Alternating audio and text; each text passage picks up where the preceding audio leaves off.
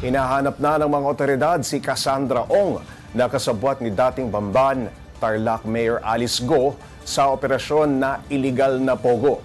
Pinalaya raw kasi si Ong habang naka-recess ang Kongreso.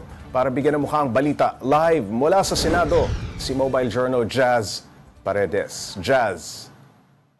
Pops Jake, kinumpirma na nga ng DOJ na at large ngayon si Cassandra Ong na isa sa mga nadidiin sa kaso ng iligal na pogo sa bansa. Sa plenary debates ng Senado sa budget ng Office of the Department of Justice and the Touch Agency para sa taong 2026, natalakay ang haton na reclusion perpetua kay dating Bamban Tarlac Mayor Alice Guo na nadawit sa pogo. Dito na napag-usapan ang warrant of arrest sa kasabwat ni Guo na si Cassandra Ong dahil sa kasong qualified human trafficking.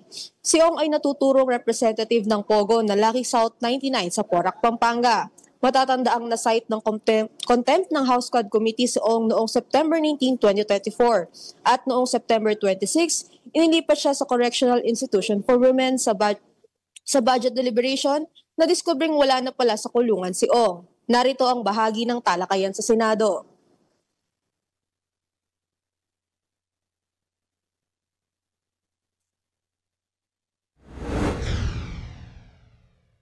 Ayon kay Senator Win Gatchalian, ay kinanselan na ng DOJ ang passport ni Cassandra Ong at kasalukuyan na rin siyang hinahanap ng pulisya. Wala ring naitalang record na paglabas ni Ong sa bansa. Pops J. Jazz, bakit daw napabayaan ng ganyan ang pagbabantay kay Cassandra Ong? May masisisi ba tayo dito? Pops Gino, ang explanation dyan kanina nung natalakayan sa plenary kanina ay dahil nga nag-recess ang Senado nung kaya ni-release si Cassandra. Ganun daw kasi talaga yung sistema nila kapag nag-move from one Congress to another. At sa kaso ni Cassandra Ong ay nag-move from the 19th Congress to the 20th Congress. Kaya tuwing nangyayari daw yun ay pinapakawalan daw talaga yung mga detainees, Pops. At ngayon ay wala pa rin kasing kaso si Cassandra nung pinakawalan siya. No? Kaya hindi na siya, kumbaga ay, hindi naman to labag sa batas, Pops, no? At hindi rin nasabi kanina kung meron bang dapat managot sa nangyaring ito.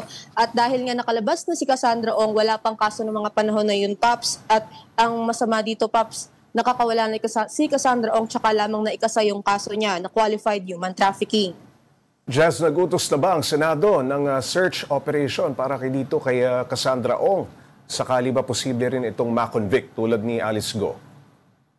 Pops Gino, ayon sa pag-uusap kanina, no, pinaghahanap na ng pulisya ngayon si Cassandra Ong at kinansela na rin kanyang passport ayon sa DOJ. Hindi na siya pwedeng lumabas ng bansa at sa ngayon ay wala naman daw na italang record na nakalabas na ng bansa si Cassandra Ong ngayon.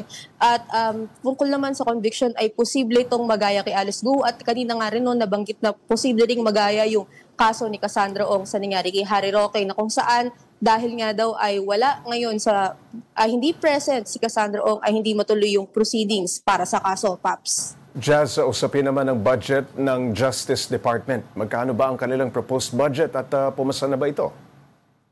Pops, no, kanina yung kanilang proposed budget ay 43.65 billion. At kanina nga, meron tayong na-face na scrutiny yung sa budget nitong Department of Justice dahil napag-usapan kanina yung jail decongestion doon sa mga kulungan natin sa Pilipinas at merong halos 230% na congestion sa mga jails natin. At natanong nga kanina kung ilan ba yung kailangan na budget para ma-solve itong congestion sa mga jails, no? At nabanggit na nasa 36 billion yung aabutin para magkaroon ng mga regional jail. At sa ngayon, Pops, no, inaalam pa natin kung napasa na itong budget. Pero kanina ito yung isa sa mga mariin na pinag-uusapan tungkol sa budget, Pops.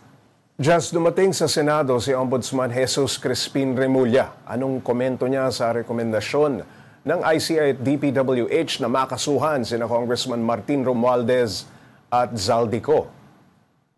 Pops, no, kanina nung nakausap natin si Ombudsman Remulla ay sabi niya sa atin, ipinaliwanag niya na lahat daw ng kanilang ginagawa talaga ay evidence-based at dahil nga kanina dumiretso daw siya sa Senado para dito sa plenary ay hindi niya agad na-view or hindi niya nakita itong ipinasang rekomendasyon ng ICI. Ngunit ayon sa kanya ay aaralin daw ito ng ahensya at kanina nga rin, no, Pops, no, nabanggit din niya yung tungkol sa mga naging pahayag ni Zaldico sa kanyang statement, mga nailabas na statement. Binigyan din niya tayo ng idea na hindi raw ito posibleng magamit as evidence but magbibigay lamang ito ng clues para dun sa kanilang ikakasang kaso, Paps. Maraming salamat, Mobile Journal Jazz Paredes.